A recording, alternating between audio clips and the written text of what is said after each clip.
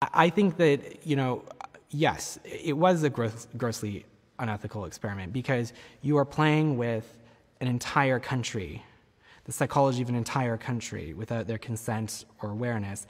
And not only are you playing with the psychology of an entire nation, you're playing with the psychology of an entire nation in the context of the democratic process.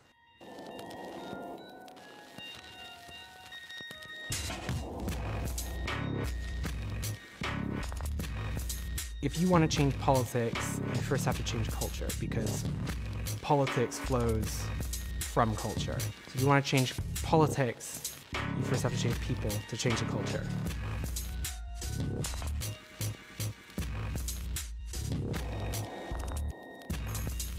Yeah, so we would know what kinds of messaging you would be susceptible to, including the framing of it, the topics, the content, the tone, whether it's scary or not, that kind of thing. So what you would be susceptible to and where you're going to consume that. And then how many times do we need to touch you with that in order to change how you think about something.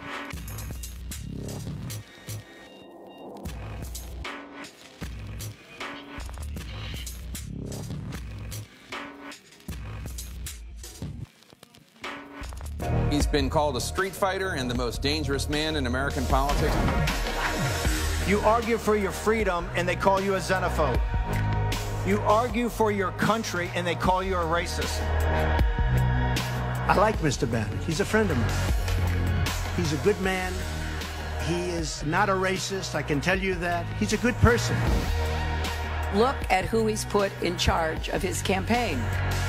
Stephen Bannon, the head of a right-wing website called Breitbart.com. Breitbart embraces ideas on the extremist fringe of the conservative right. Let them call you racist. Let them call you xenophobes. Let them call you nativists. Wear it as a badge of honor.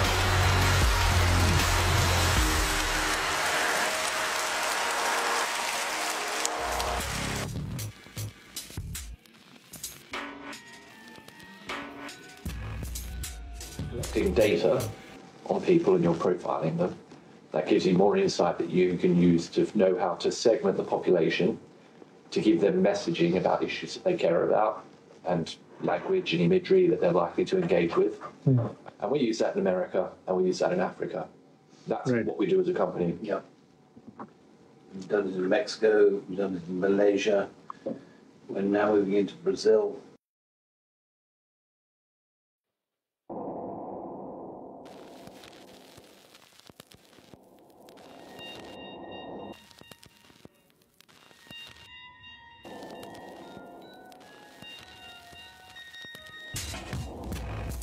We have rebranded the entire party twice, written their manifesto, done 2 rounds of 50,000 surveys. Huge amounts of research, analysis, messaging.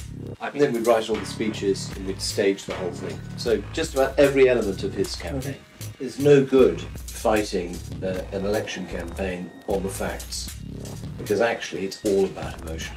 Whatever the political message, subtlety is key. It has to happen without anyone thinking that's propaganda. Because the moment you think that's propaganda, the next question is, who's put that out? Yes.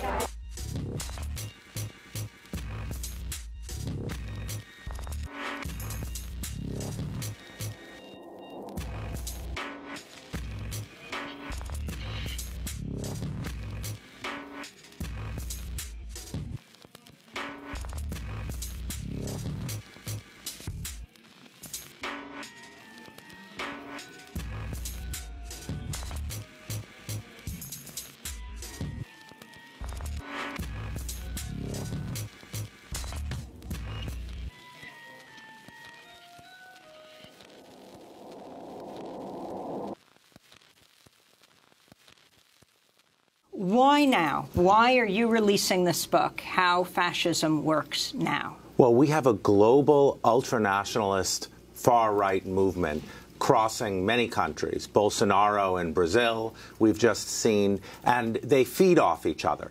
So I think right now it's very important to make people aware of the features of fascism. The 10 pillars of fascism, what are they? The 10 pillars of fascism are, number one, a mythic past, a great mythic past. Que época maravilhosa, você podia ir para a rua com segurança, a tua família era respeitada, o policial era policial. Que moral tem para falar em democracia? Nós não tem moral nenhuma. Democracia e liberdade tinha, sim. Presidente, subtenente, Gonzaga, no período militar. Hoje nós vivemos presos dentro de casa. Number two, propaganda. There's a certain kind of fascist propaganda where everything is inverted. The news is the fake news. Anti-corruption is corruption. Mais fake news da Folha de São Paulo. Mentira! Nunca falei isso. Mais uma covardia dessa imprensa suja. So three, anti-intellectualism. As Steve Bannon said, it's emotion, rage gets people to the polls. We got elected on lock her up and build the wall. Hitler in Mein Kampf says, you want your propaganda to appeal to the least educated people. Number four, unreality. You have to smash truth. So reason gets replaced by conspiracy theories.